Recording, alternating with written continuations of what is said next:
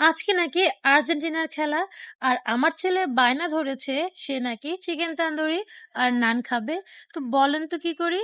কি আর করা, বাচ্চাদের জন্য একটুকু তো করতেই পারি। সন্ধ্যা নাস্তায় আমি চাচ্ছিলাম দিতে, তো আমি বিকেল বেলা বের হয়ে গেলাম।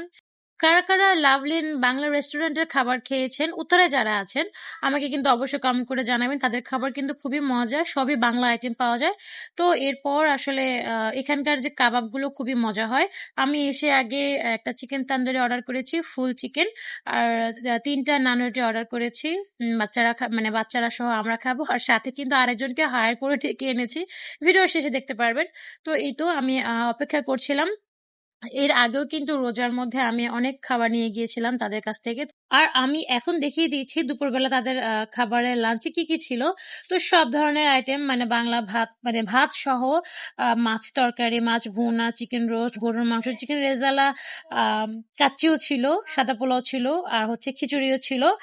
সাথে কিন্তু তাদের একটা মুগ ডালের তরকারিও ছিল। যাই হোক, আপনারা যারা আসেন, মানে যারা রেগুলার খান তারা তো জানেনই যে কি কি পাওয়া যায়। তো এরপর আমি এক পলকে একটু তাদের যে মানে খাবারের প্রাইস বা কি কি পাওয়া যায় সেটাও আমি আপনাদের সাথে শেয়ার করে দিলাম। এরপর আমি চলে গেলাম স্বপ্নতে। উত্তরে আসলে কিন্তু আমার স্বপ্নতে ঢোকা হয়। মানে কিছু নেই বা না নেই, মানে ঢোকা হয়।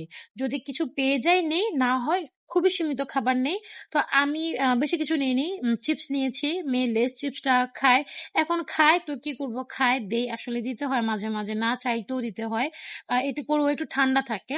এরপর আমি নিয়েছি আড়ং-এর যে লাবাং আছে সেটা, এটাও মেয়ে খুব পছন্দ করে। আসলে এটা আমারও খুব পছন্দ, মানে খেতে ভালো লাগে।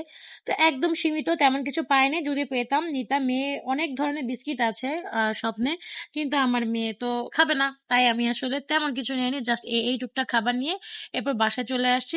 এরপর বাসায় এসে এটা যেহেতু আমি সন্ধ্যাবেলা খাবো, তো ফার্স্টেই আমি আমার বাচ্চাদেরকে দিলাম।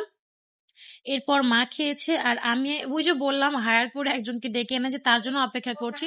মানে হচ্ছে আমার চাচাতো বোন, ওকে ডেকে এনেছি। একা আসলে এই টাইপ খাবার খেতে মজা না, তাই ডেকে এনেছি। আর আমার এই বোনটা আমাদের বাড়ির সবার ছোট। তো দেখা যায় মাঝে মাঝে কোনো কিছু আমি তৈরি করলে, বানালে ওকে একটু ডাক দেই ও খাওয়ানোর জন্য। এখন ওই স্টুডেন্ট, পড়াশোনা করতেছে। বিয়ে হয়ে গেলে তো শ্বশুর বাড়ি চলে যাবে, তারপর তো ওকে পাবো না, মিস করব। তাই আসলে আমি যখনই কোনো কিছু তৈরি করি, বা আজকে খাবার একটু কোয়ান্টিটি বেশি হয়েছিল, এতগুলো তার বাচ্চারা খেতে পারবে না, তো ভাবলাম যে ওকে ডাক দিয়ে নিয়ে আসি, একসাথে বসে একটু সন্ধ্যার একটু খাই, একটু গল্প করি, এই তো। এরপর আমি এটা আমার মেয়েকে রেডি করে দিয়েছিলাম, ও একা একা সুন্দর করে বসে বসে খেয়েছে।